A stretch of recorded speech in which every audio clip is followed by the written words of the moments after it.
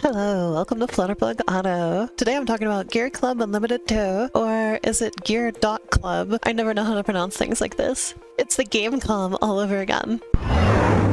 Gamecom active. But anyway, let's talk about Garfield Kart. Okay. Before you get confused, first of all, you probably saw the title and thumbnail, and second of all, Gear.Club Unlimited 2 was made by the developers of the currently upcoming Garfield Kart 2, and that's the reason this game was on my radar. I wanted to check out what this developer's normal racing game output was like for a point of comparison. Like, what kind of game is this developer capable of making? I've got high standards, so I'd like to see Garfield Kart reach, of course. So, what to say about this game? This is it's a very, very standard racing game. It's got normal races called derbies, time trials, elimination races, the works. Compete in championships, upgrade your car, etc. It's a bit more on the simulation side than the arcade side. Like, for instance, there's no vehicle damage, but you've also got to pay more attention to racing lines and braking and such than you do in, like, Ridge Racer.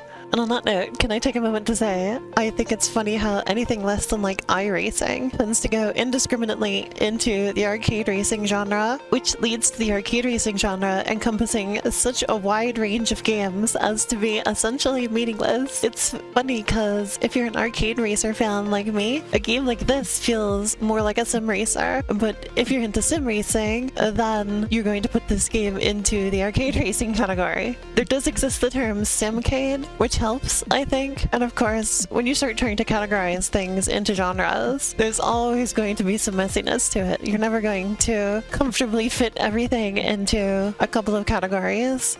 I mean, we do have other categories like kart racer and combat racer to further distinguish things, but I do still think it'd be nice if, like, the sliding scale from pure arcade to pure sim was recognized a bit more often. But anyway, yeah, back to Gear.Club Unlimited 2. This is one of those games that just has an absolute ton of different cars in it as well. Super huge variety, which I always enjoy. If you are someone who has fun just, like, looking at cars, you can definitely get a pretty good kick out of this game just by that merit alone. It's a great game for looking at cars. Like, in the dealerships, you can play with opening the doors and hoods and everything. Very cute feature. I like it a lot. I should also, of course, touch on one of the game's weak points here, which is that, well, the cars look great. The environments are, they're okay. Like, I don't want to say they're bad, but maybe, like, kind of cheap. Lower fidelity than the cars, for sure. I saw people talking about how this game seems to be a Nintendo Switch port, and they didn't really increase the fidelity for PC, yeah, looking into it, the very first Gear.Club was a mobile game, and the upgraded version, Gear.Club Unlimited, was a Switch exclusive, and this one was the first time they actually did a PC version. I'm playing this game on a pretty good gaming PC. I usually get very good performance out of modern games on this system, and we're getting some pretty severe shadow pop-in. Not exactly pushing the hardware very hard. My computer should easily be able to handle distant shadows, so the game is definitely just not taking advantage of being on PC, unfortunately. I did like this weird ice tunnel though. It's one of the few bits of actual personality the game has. Also, this one race in the absolute pitch fucking dark was actually pretty fun. I couldn't see a damn thing in front of me, so it was kind of thrilling trying to take corners after only seeing them for like half a second before I'm in them. Felt like I was racing in Doom 3. And also, like, this is a long-ass game. I put a good 6 or so hours into it, and I'm about 10% of the way through the game, apparently. There's a lot of cars, a lot of championships, there's a little bit of story and character too, though it didn't really seem to be anything to write home about. But on the other hand, there's not a lot of tracks. You're very quickly going to start seeing repeats, and everything's going to start blending together. The low amount of environment and track design variety is one of the game's biggest weaknesses, in my opinion, hindered further by the low fidelity that I mentioned a bit ago. I did kind of like the feature where you can set up different workshops in your garage for working on different aspects of the car, and then I felt like it didn't have quite as much customization as I'd like for something like that. Felt a bit undercooked. You can place stuff around your garage, but you can't really change the appearance of anything or anything like that, and some of the workshops feel like you're not really doing anything. Like, nothing actually changes the appearance of the car, and you have things like the wind tunnel where, like, that's not exactly a tunnel, is it? And nothing changed about how the car looks. So what exactly happened in there to improve the aerodynamics? That said, the upgrade system itself is basically exactly the amount of depth I'd personally like to see. It's mostly a linear linear upgrade system, but you have to think a bit about what parts you're upgrading and when. Like, you don't want your engine to outdo what your tires can handle, stuff like that. Oh, and speaking of that, definitely be careful not to set the assists too high. I was playing the game and realized that, like, sometimes my car was braking when I didn't hit the brakes. And, like, if I'm driving the car, I'd like to actually drive the car, thank you. I turned that shit right off as soon as I noticed it. If I'm gonna totally scronk up on a corner and skid out, I want to scronk it up, damn it. Half the fun of a game like this is learning all the little intricacies of how your car handles and becoming one with your car. I don't want the game to do that for me. I'd also like to take a moment to mention that I don't think I like time-based elimination races very much. In this game's case, it's one elimination every 20 seconds, and it's just because, like, it just takes way too long. I think Mario Kart World nailed the elimination format for me since it's checkpoint-based, so the race tends to be a consistent length and doesn't start feeling like it's going on and on and on, you know? There's also the series events. I only saw 2 of them, and the main one I really put time into was the Porsche series. The basic idea is you are provided with a car, and that's the car you have for the season. And the better you do, the more your car will be upgraded in the next season,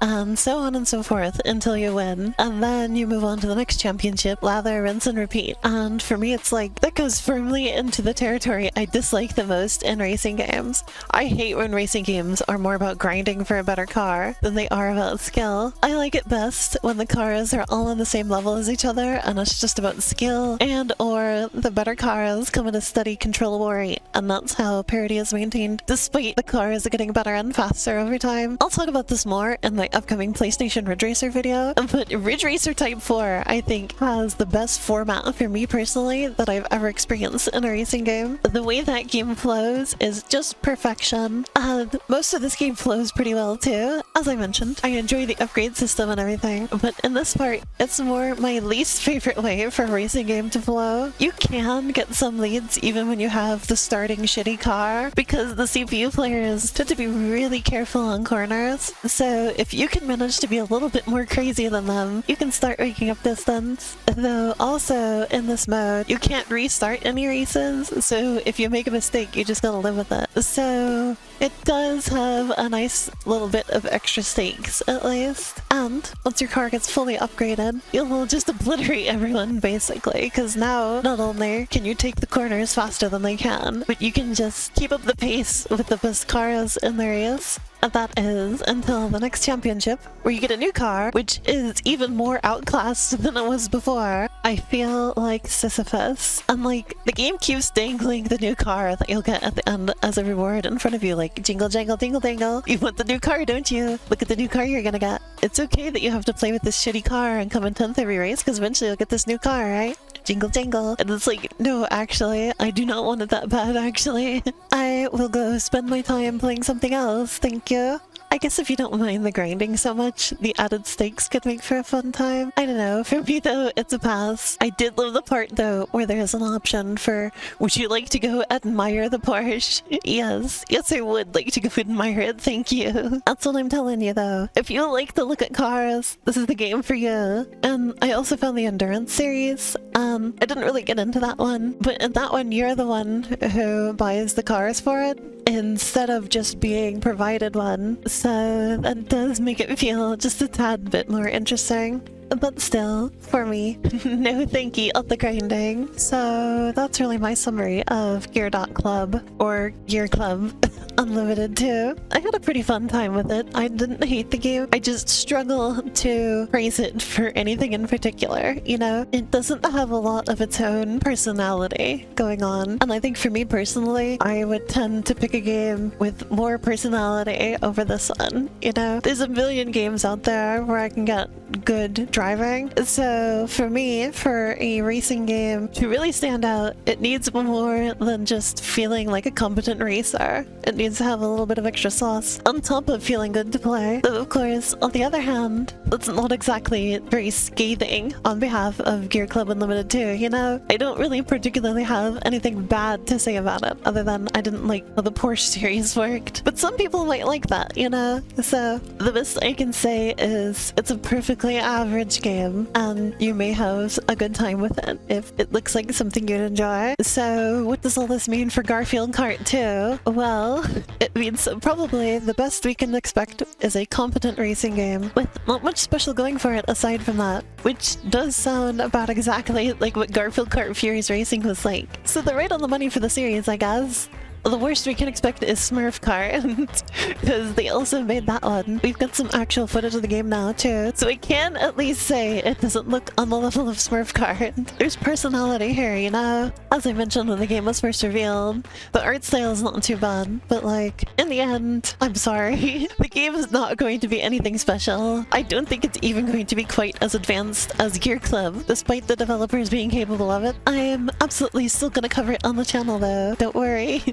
Okay, so that's where the video would be ending right now, except they released a demo while I was finishing stuff up, and now I've got to include some thoughts on that to be complete. My previous conclusion would feel outdated if I didn't. And anyway, so far, my verdict is it's a bit better than I expected, honestly. It's basically an exact clone of Mario Kart 8. The mechanics, the items, everything's a one-to-one copy. The way tricks off of ramps work, and the red and green shell variants being color-coded the same. Every item from Mario Kart 8 has an analog here. You've got your bananas, you've got your coins, you've even got the fucking blooper. They're all here. And I feel like this is both a curse and a blessing. Because A, it's never going to match Mario Kart 8 in quality, and the similarity is going to draw comparisons, which are mostly going to end up negative as a result. People are going to look at this as an inferior Mario Kart, as opposed to looking at it as its own kart racer. And B, it hinders the game from feeling unique. Like, kind of nice to have some kind of unique mechanics for the Garfield Kart racer to set it apart from others in the genre. And on the other hand, it is a blessing because, well, Mario Kart 8 is good. It's a good formula, and while they're not hitting the same heights, they're not completely fucking it up either. So you're left with a game that's still pretty fun, honestly. The art style is definitely helping the game as well. This game looks massively better than the previous Garfield Kart, and the track designs and set pieces are pretty nice. I particularly liked the little cartoon dust devils in the background of the western track. I think the vaporwave thing is a bit of an odd choice for Garfield, but also it's like it does give the game a distinct look, so I'll give it that. Oh, and I also liked the mechanic for getting a boost at the start, where you have to line up the speedometer in a specific little green zone. That's kind of unique. To get credit for that one too. There's only 2 tracks in this demo, but I liked the 2 that were there. They've got a good amount of splitting paths and corners that make you think a little bit. I fell off of this one in particular a few times before I figured it out. So yeah, I kept saying I didn't think this game would be that special. And like, well, it isn't that special, but also it's not bad. You can have a good time with this game, I think. It really is about what I had to say for Gear.Club too. So that's my coverage for now, and I'll have more to say about it once it's out next month. So look forward to that.